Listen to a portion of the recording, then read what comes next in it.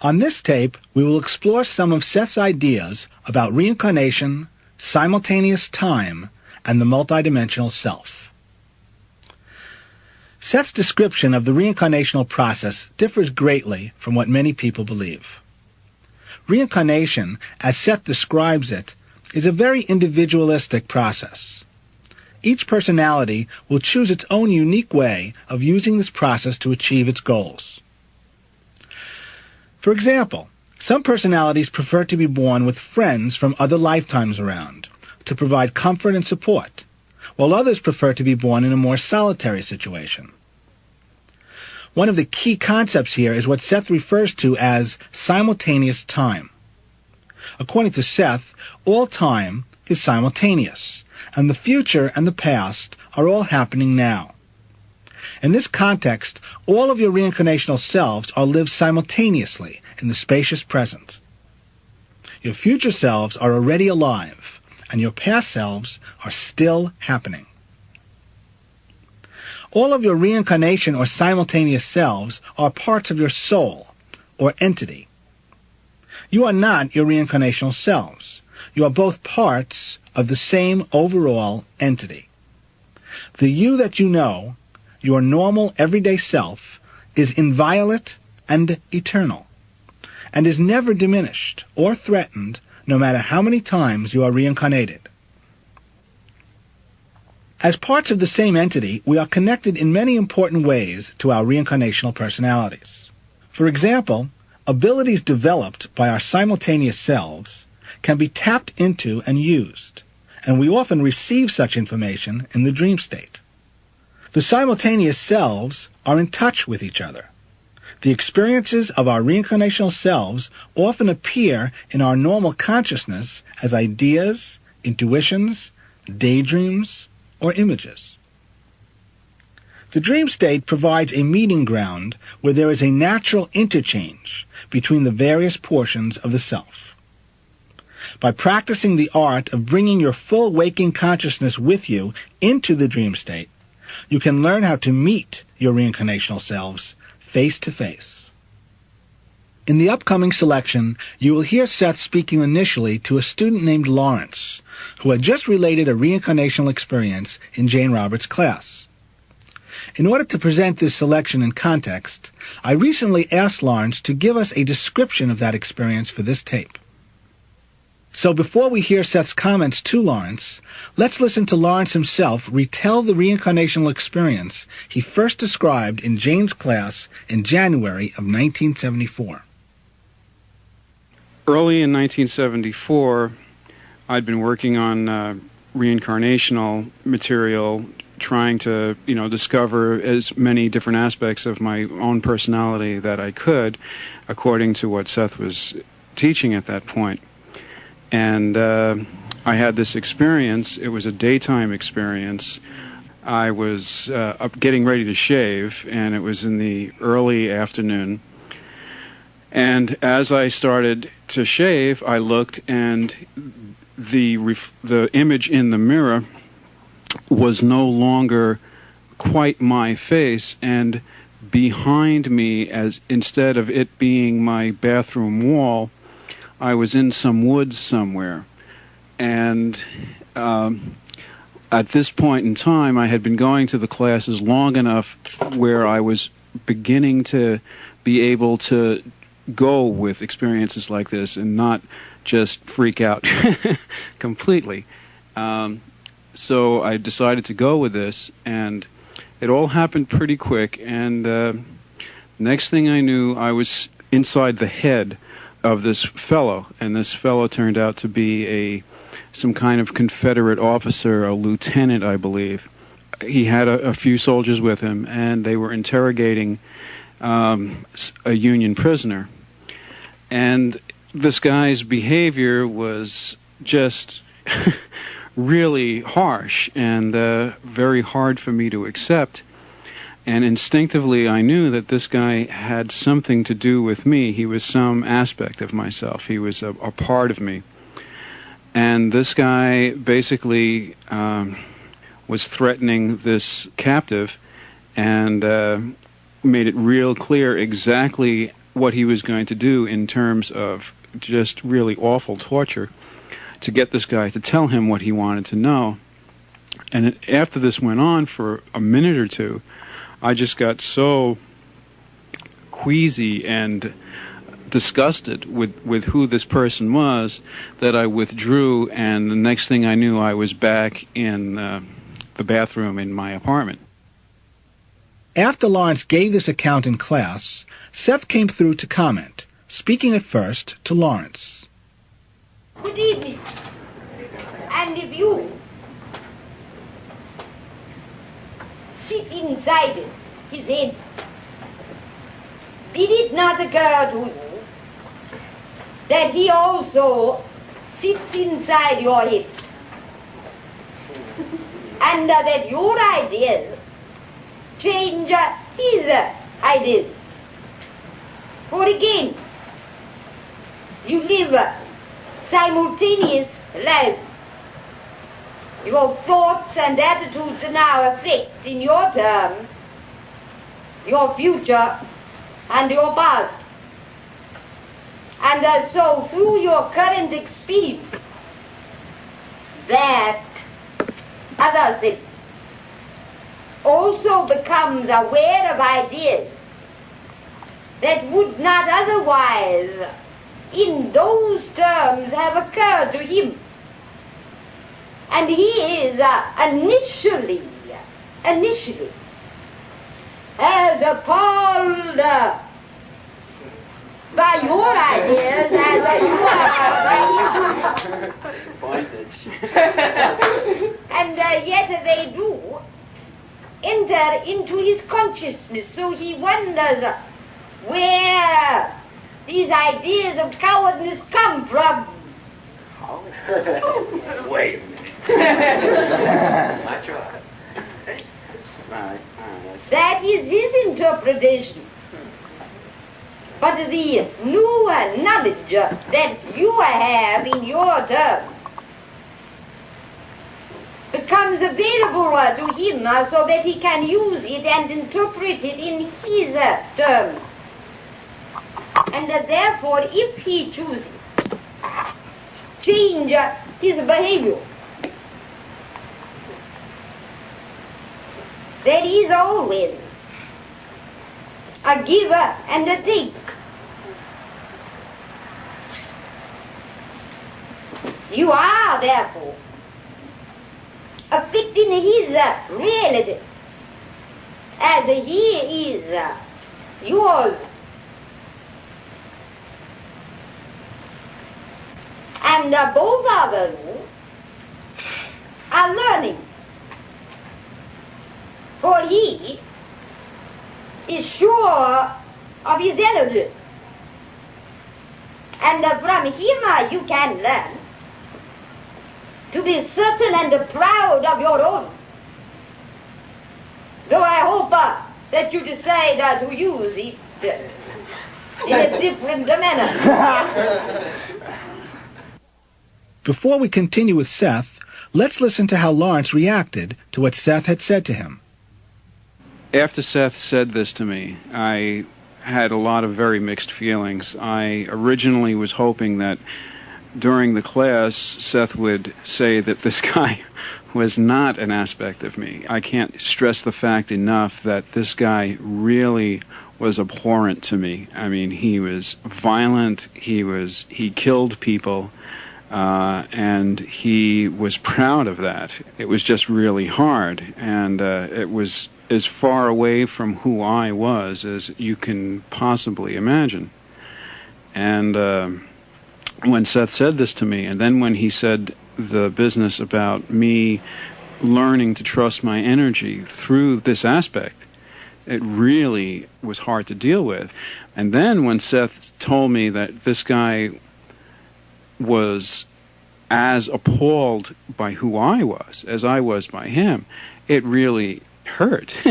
I mean, here's an aspect of yourself that really didn't like you. Granted, I didn't like him either, but I never really quite thought that it would happen this way. You know, I kind of thought that all the different aspects of your soul would kind of like each other and understand each other and all realize that you were part of the same deal. You were part of the same soul, whatever. And there would be a lot of love there instead of this, not so much hatred, this instant dislike between me and the Confederate guy. And over the years, we've both changed a whole lot. The Confederate guy is not the person he was when I met him, and I certainly am not the same person that I was when he met me. I feel that what I've gotten from him is I definitely trust my energy a whole lot more than I did when this first happened 16 years ago. And I have a better grip on what I can accomplish in physical reality and how to have more fun with that kind of energy and getting things done in a kind of forceful way, not, necessarily macho or crazed or anything like that. It's just the ability to feel that, yeah, I can do this, I can get this thing done. And I think what he's gotten from me is maybe he's a little more sensitive. He's a little less violent, but I think as time has gone by, he's gotten some new ideas, and he's playing with some of those ideas, and it has changed him. When that energy comes around and when I feel this person around, it's drastically different than it was when we first met. After speaking to Lawrence that night, Seth directed a few more comments about reincarnation to the class as a whole. Now, because we will be dealing with reincarnational material, you can then expect information in your dreams, and also what may seem to you to be some surprising daytime encounter. The very fact of your intent, you see, acts as an impetus that will draw to you some of the information that you want. But you will have also to learn to decipher it. The past is now. The future is now.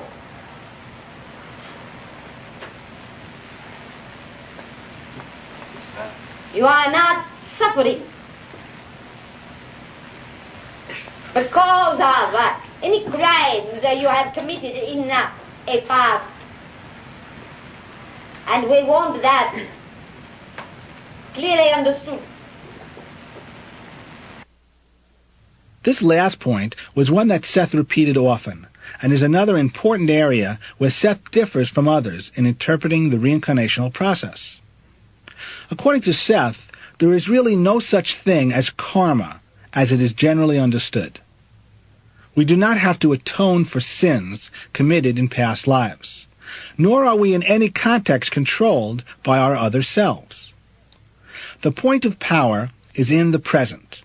You create your own reality. Here is Seth now on another evening discussing these topics. We will indeed become involved in reincarnational activity and more in depth than you now suppose when most of you get to that point of realization that the point of power is now, that you are not at the mercy of a reincarnational past. Why is it, do you suppose, that we have not discussed probabilities in depth? Because some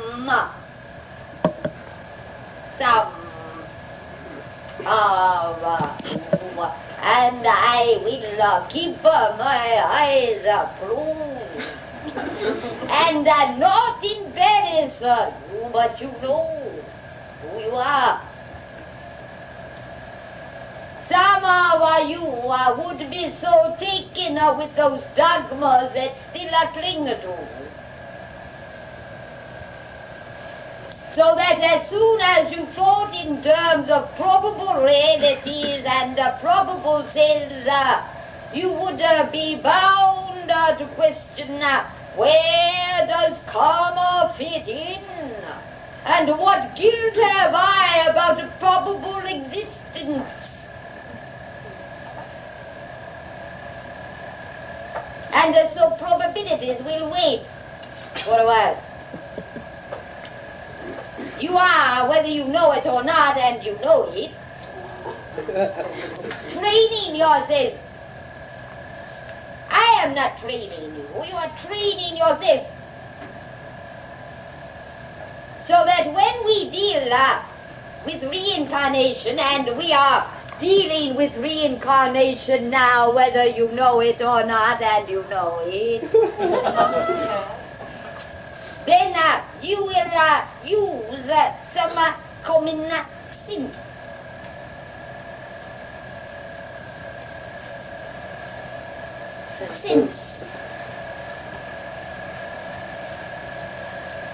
Common sense.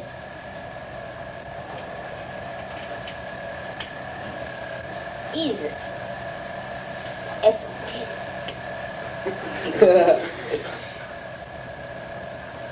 But when we deal with reincarnation, you will not automatically throw upon it old dogmas and old beliefs and find excuses for the guilt that you have been taught to feel.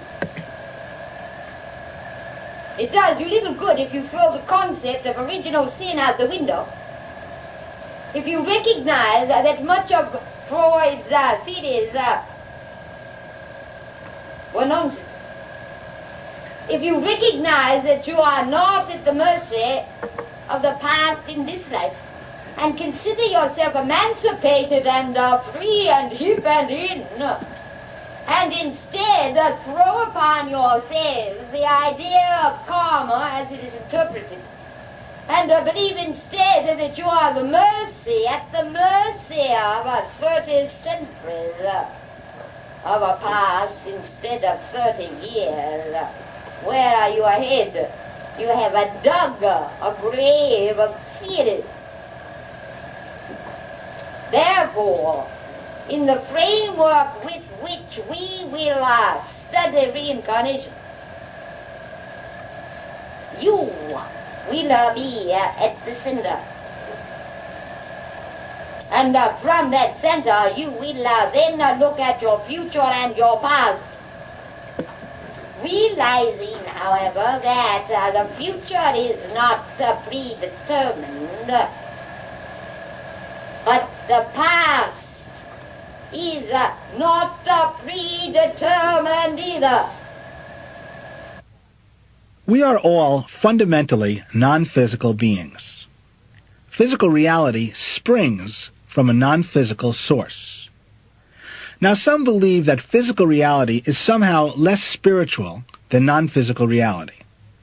Some believe that reincarnation involves a descent into matter, or that the physical body represents a lower state from which we should seek redemption. Seth differs considerably on these points, for he states that physical reality is in no way less spiritual than other realities. We are all gods in training, couched in creaturehood. Our bodies are as magnificent as any flower or any sunset. And it is extremely important that we trust our bodies and respect the miraculous spirituality of the flesh. In this next selection, Seth talks about trusting our creaturehood. A few weeks prior to this session, Seth had given us an assignment to examine our beliefs about our physical bodies. One of the students was talking about her beliefs and said that she now felt that she could use her body to express herself. Seth came through at this point to comment. You cannot only use it as an expression of you, it is an expression of you, whether or not you decide to use it as such. Now, the very fact that you are still thinking of using it means that you feel somewhat a part of it. Apart from it, however, far more. You are thinking of making it a part of you. But you still feel a part from it. And now you decide to use it as a tool of your expression. But it is the physical expression of what you are. You are it in flesh. Okay. So you do not think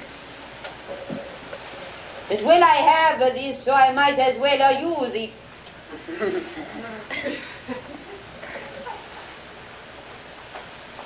It is strange that I, who have been without a body for so long in your terms, should have to teach you to be kind to the bodies that you have. And for now, I would like you all to do something. Close your eyes or leave them open as you prefer.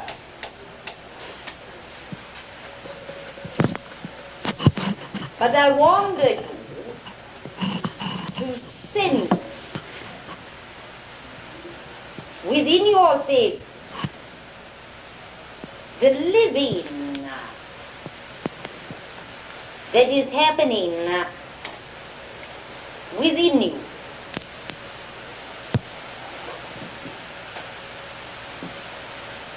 I want you to feel that energy that is your own life flowing vitally through you. And to go along with it.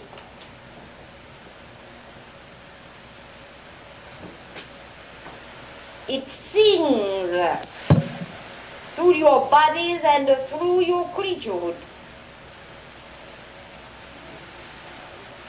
It may be difficult to listen to my voice and sense that livingness within you. But my voice can also serve as a vehicle to let you experience that subjective feeling that is unique with each of you. You plunged into creaturehood at your birth.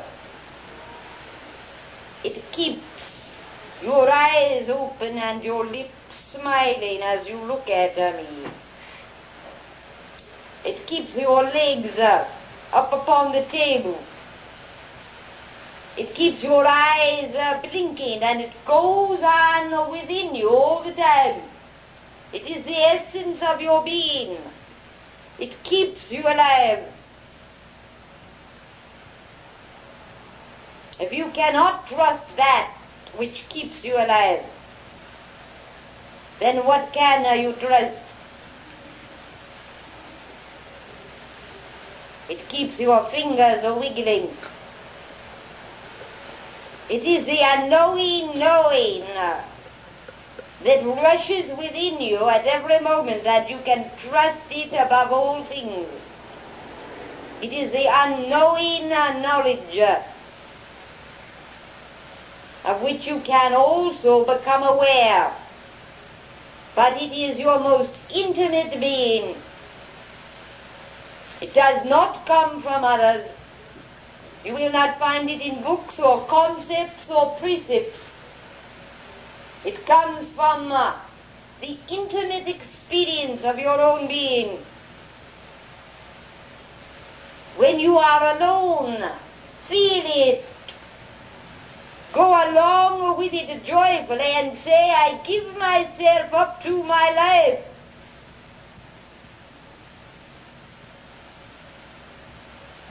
And with that attitude, all other things that you need to know will come to you.